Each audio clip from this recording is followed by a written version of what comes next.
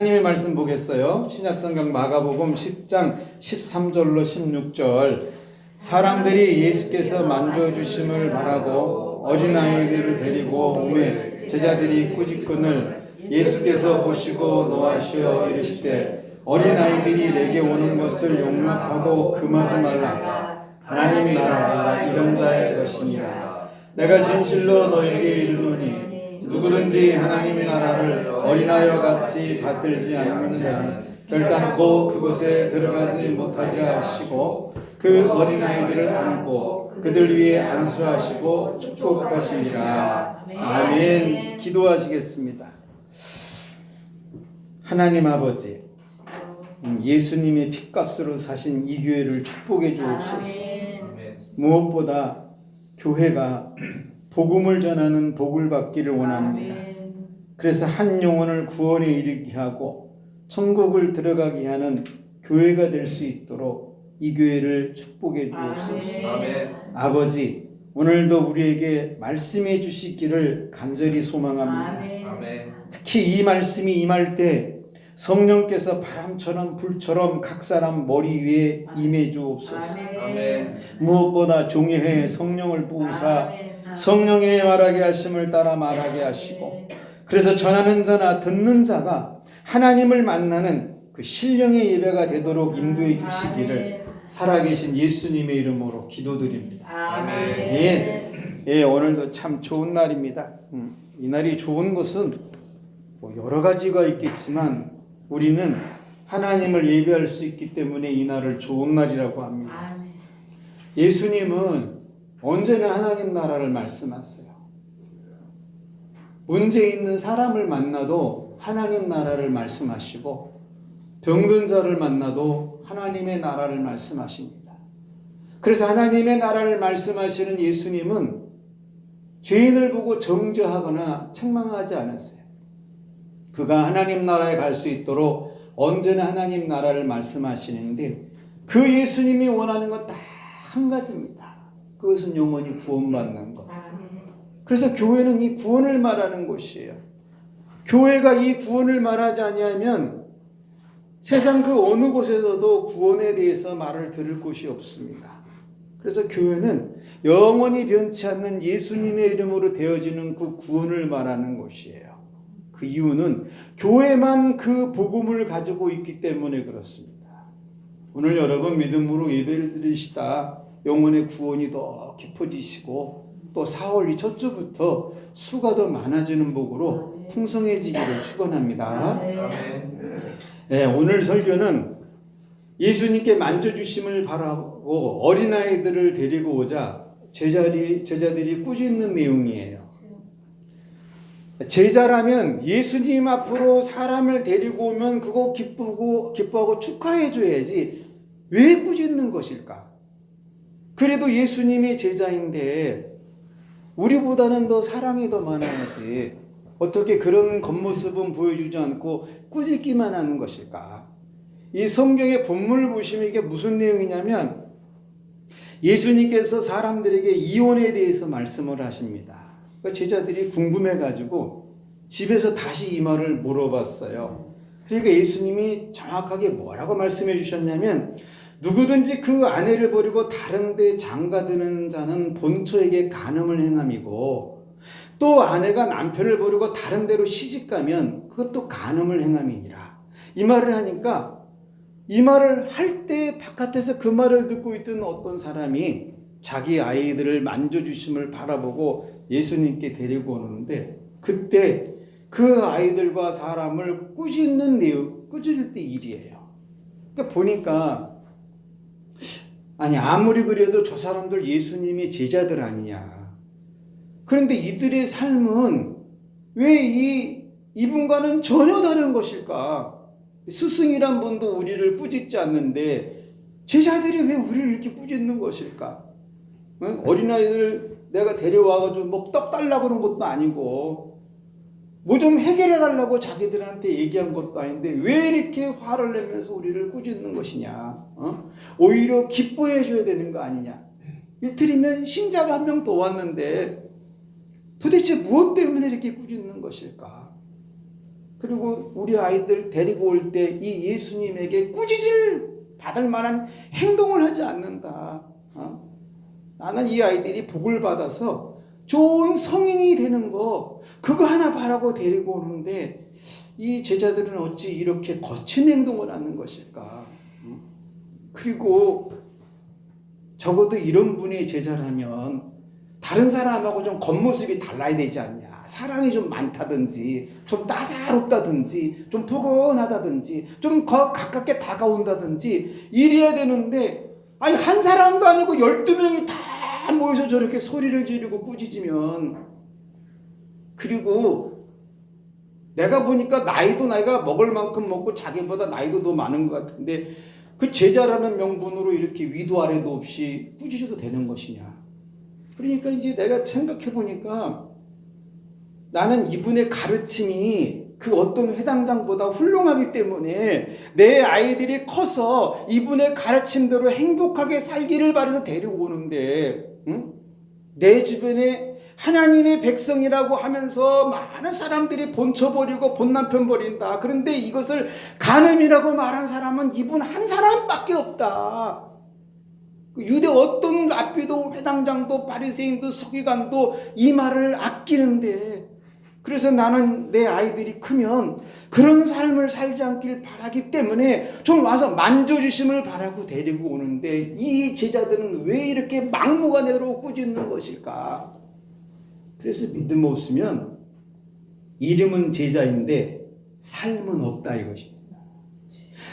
남을 배려하거나 헤아리는 겉모습이 없어요. 자기 스승과 결이 달라서 입이 거칠 뿐입니다. 제자인데. 그리고 얼마나 민망할 정도로 우리를 꾸짖는지 그거를 저 앞에서 들은 예수님이 오히려 제자들을 바라보고 화를 내시는데, 아니 세상에 자기 스승을 화나게 하는 제자가 어디 있냐? 나는 스승을 기쁘게 하는 제자는 봤지만 스승을 저렇게 그냥 머리끝까지 화나게 만드는 제자를 난 처음 본다. 자기들이 꾸짖으면 예수님이 잘했다라고 해야 할 텐데 오히려 화를 내는 거, 어떻게 선생님 마음을 이렇게 불편하게 할 수 있을까? 이들은 도대체 저 예수님이란 스승에게 무엇을 배운 것이냐? 우리가 들어보면 참 은혜로운 말만 가르치는데 도대체 이 제자들은 저 스승에게 무엇을 배웠길래 자기 스승을 저렇게 화나게 만드는 것일까? 우리가 뭐 와갖고 말씀 전할 때 말씀 전하는 걸 방해한 것도 아니고, 그렇다고 그 저 선생님이란 분이 말씀 전할 때 내가 의심을 하거나 비아냥거린 것도 아니고, 그저 아이들이 어른 되면 간음하지 않고 바르게 살게 해달라는 심정으로 데려오는데 왜 저렇게 꾸짖고 화를 내는 것일까? 유대 땅에 이 많은 회당장들이 있는데 그 회당장도 자기가 가르치는 제자들에게 화를 내지 않는다. 그런데 이들은 자기 스승님인 예수님을 화나게 만드는데 과연 이들 제자가 맞는 것일까? 그러니까 주변에 옆에 사람들이 뭐라고 그러냐면, 야, 저 예수님이란 분은 눈썹 끝도 저렇게 인자하고 부드러운데 저 제자란 분들은 왜 이렇게 강팍하냐 이란 말이 여기저기서 막 들려오고, 아무리 기적을 일으키는 예수님 제자랄지라도 어린아이들 앞에서 어른을 무안주는 그게 과연 저 양반의 가르침이냐 이런 소리도 들려오고, 그러니까 이거 어떻게 해야 되냐? 나사렛 예수의 제자라 너 다 별 볼 일 없으니까 그냥 돌아가야 되는지, 아니면 그럼에도 이 아이들을 축복해달라고 가야 되는지. 그래서 믿음 없으면 제자라 해도 예수님을 화나게 합니다. 그렇지만 예수님도 화를 내시고 저들이 꾸짖어도 나는 믿음으로 꾸짖는 사람은 되지 않으리라. 나는 제자는 아니지만 절대적으로 남을 꾸짖는 사람은 되지 않으리라.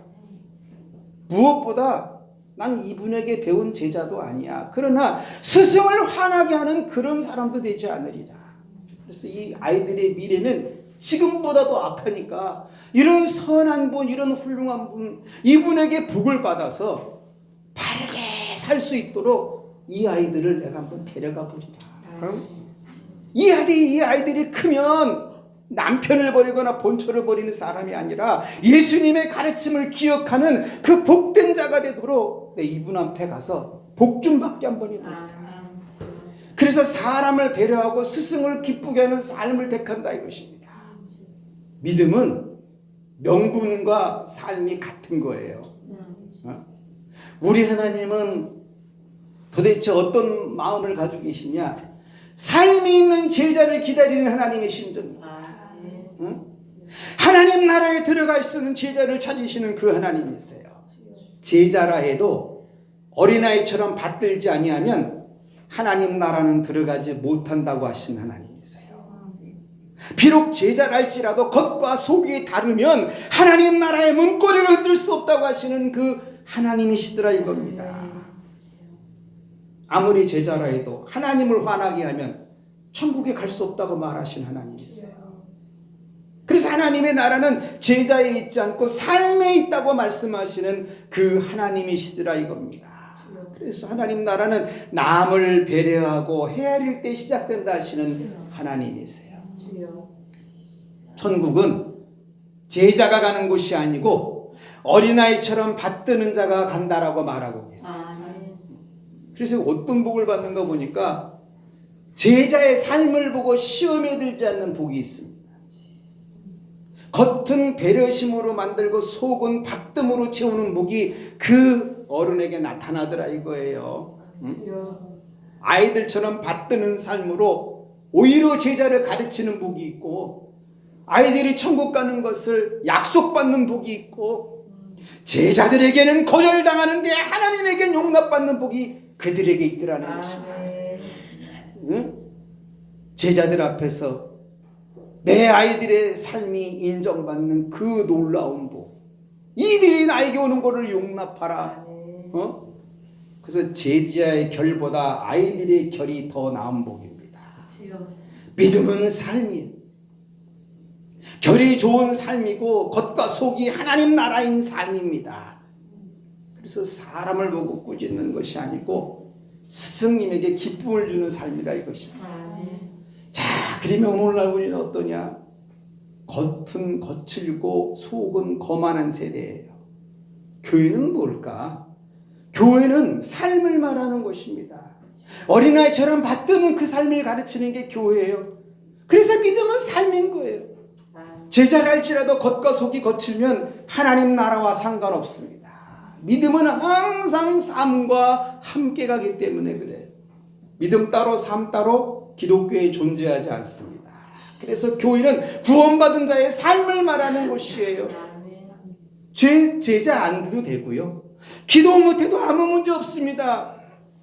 기도를 밥 먹듯이 하는데 삶이 없다면 그건 미신이에요. 헌금 못해도 관계없어요. 헌금을 많이 하는데 사람을 무시하면 그건 3, 4대가 망하는 조건입니다. 또 직분 못 받아도 아무런 문제 없어요. 직분 가지고 하나님을 화나게 한다면 그것은 저주의 씨를 뿌리는 거예요. 그래서 믿음은 삶입니다. 사람을 대할 때는 예의를 다하는 것이고 하나님을 대할 때는 기쁘시게 하는 삶이에요. 교회는 이 삶을 말하는 것입니다. 또 교회는 뭘까? 교회는 가끔 겉과 속에 다른 사람도 와요. 이들은 종종 이런 말을 합니다. 내가 시간을 내서 교회 나오는데 하나님은 왜 나에게 복을 주지 않는 거냐? 하나님이 나에게 많은 복을 주면 내가 하나님을 잘 믿겠다고 그렇게 말할 수 있어요. 그런데 교회는 그런 사람에게 뭘 가르쳐 주느냐? 하나님 앞에 내 죄를 온전히 회개하고 내가 먼저, 예수님을 구세주로 영접하고 내가 먼저, 성령의 충만함을 받고 내가 먼저 하나님을 믿으면 하나님이 내게 원하는 걸 준다. 아멘. 와가지고 내가 하나님 앞에 뭘 달라 요구하는 것이 아니라 하나님이 원하는 그 요구 조건을 내가 온전히 깨끗하게 충족하면 하나님은 나에게 싫다할 만큼 부어주신다 이겁니다. 교회는 그래서 이 삶을 먼저 이루라고 말하는 곳이에요. 그래서 어떻게 교회 나오는 사람이 삶이 없을 수 있을까? 이거요. 믿음 없으면 교회 나와도 믿음의 삶이 따르질 않습니다. 여전히 그냥 그 모양 그대로 살다가 그냥 빌빌비거릴 뿐이에요. 또 그러면 신자는 뭘까? 신자는 당연히 삶이 있는 거죠. 삶이 복음이에요, 그냥. 신자의 삶은 두 가지입니다. 하나는 내 이웃을 내 몸처럼 사랑하는 것이고, 또 하나는 하나님을 내 힘과 목숨과 뜻과 정신을 다해서 사랑하는 거예요. 신자는 이게 자신의 영혼 속, 겉과 속에 아주 녹아든 사람입니다. 이런 사람에게는 없는 게 두 가지가 있어요. 그게 뭐냐면, 하나는 사람을 꾸짖는 언어가 없습니다. 무시하거나 비하하는 언어가 안 돼요. 그저 한 영혼을 불쌍히 여기는 마음만 일어나기 시작합니다. 또 한 가지 없는 건 뭐냐? 하나님을 화나게 하는 기술이 없습니다. 내 영혼에 하나님을 사랑하고 이웃을 사랑하는 게 녹아버린 사람들은 하나님을 아주 짜증나게 만드는 그 테크닉이 없다 이겁니다. 하나님을 기쁘시게만 할 뿐이에요. 그래서 신자는 어린아이처럼 받드는 삶을 살다가 하나님 나라에 들어가는 사람입니다. 그래서 신자가 뭔 줄 아세요? 이 땅에서 하나님의 나라가 제일 가까운 사람이에요. 네? 제일 가까운 사람. 저 멀리 있는 것이 아니라 바로 앞에 있는 사람. 또 신자는 뭘까? 신자는 살아가면서요, 무시하는 사람도 종종 만나요. 자신의 레벨이 다르다고 생각해서 나타난 현상이거든요. 자신과 너랑 나랑 레벨이 다르니까. 신자는 이런 말 해주는 사람이에요. 아니, 하나님도 나를 무시하지 않는데 당신이 왜 사람을 무시하냐고. 사람을 무시하는 건 하나님을 넘어서는 행위라고. 그러니 사람을 무시하기보다 사람을 배려하는 예의를 먼저 가지라고. 물론 안 듣습니다. 들으면 사람 될게요? 안 들어요. 또 신자는 하나님을 화나게 하는 사람도 만납니다. 이들은 말과 행동, 생각으로 하나님을 화나게 하는데 이 양심의 화인을 맞아서 자신의 행동이 하나님을 화나게 하는지 자체를 몰라요. 그런데 신자는 그들에게 해줄 말이 없습니다. 안 들릴 뿐만 아니라 화석이기 때문에 그래도 해줘야 될 말은 뭐냐? 죽기 전에 꼭 회개하고 구원받으라. 이거밖에 해줄 말이 없어요. 물론 안 듣습니다. 그럼에도 해야 될 이유는 이들도 한 번은 구원을 얻을 기회를 주고 싶으신 하나님의 심정 때문에 그래요. 한 번은. 예레미야 14장 11절에 이런 말씀이 써 있어요. 여호와께서 또 내게 이르시되 너는 이 백성을 위하여 복을 구하지 말라. 하나님이 극도로 화가 나신 모습입니다. 아니, 선지자가 복을 구해야 되는데 복 구하지 말라고. 그리고 뒤로 뭐라 그러셨냐면 하나님이 말씀하시길 이 선지자들이 내 이름으로 거짓을 예언한다. 나는 그들을 보내지도 않았고 그들에게 말도 주지 아니했고 그들에게 거룩을 주지 않았는데 그들이 거짓 계시와 점술과 헛된 것 자기 마음에 거짓을 채우려 하는도다 이렇게 썼어요. 이 시대랑 너무 똑같습니다. 너무나 똑같아요. 이거 몇천 년 전 일이에요. 그런데 하나님은 예레미야를 통해서 그 말씀을 하고 계십니다. 복을 빌지 말라고. 왜? 삶이 없어. 거짓을 자기의 진실처럼 포장해서 말하는 거짓 선지자가 너무나 많다라는 것입니다. 그러면 사람들은 그래요. 교회는 왜 이렇게 어려운 것을 자꾸 말하고 가르치냐. 잘못하면 꾸짖어야 되는 거 아니냐. 어떻게 잘못하는 거 보고 묵인하고 살아가냐. 당연히 잘못하면 꾸짖어야 됩니다. 그러나 하나님을 향한 일을 하는데 꾸짖는 건 그것이 잘못된 거예요. 하나님을 향해서 열정을 품고 하나님의 나라를 위해서 헌신을 하고 한 영혼을 위해서 눈물의 강을 건너고 하나님의 심정으로 이때를 바라보는 그런 사람을 막는 건 꾸짖음 받을 일입니다. 그렇지 않고는 배려해야죠. 그래서 믿음 없으면 무엇을 꾸짖고 무엇을 기쁘게 해야 될지 그것 자체를 깨달지 못한다 이것입니다. 여러분, 믿음의 삶이 있기를 오늘 결단하세요. 남을 배려하고 하나님을 기쁘시게 하는 그 삶을 가지기를 오늘 결단하세요. 그래서 매일 하나님의 나라가 가까워지는 그런 모습의 삶을 오늘 결단하세요. 이런 삶을 사는 자가 영혼의 변화가 일어납니다. 우리 하나님은 그 믿음 모시고 뭐 하시냐면 나를 하나님 나라에 제일 먼저 들어가게 해주고 싶으신 심정이에요.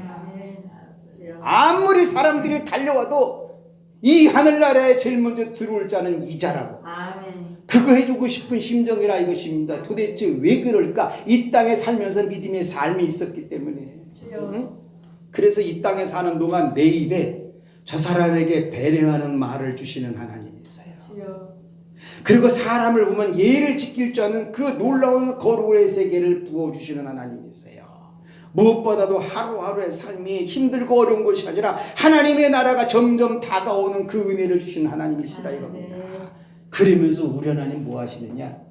내 하루의 삶을 보고 내 평생을 기뻐하십니다.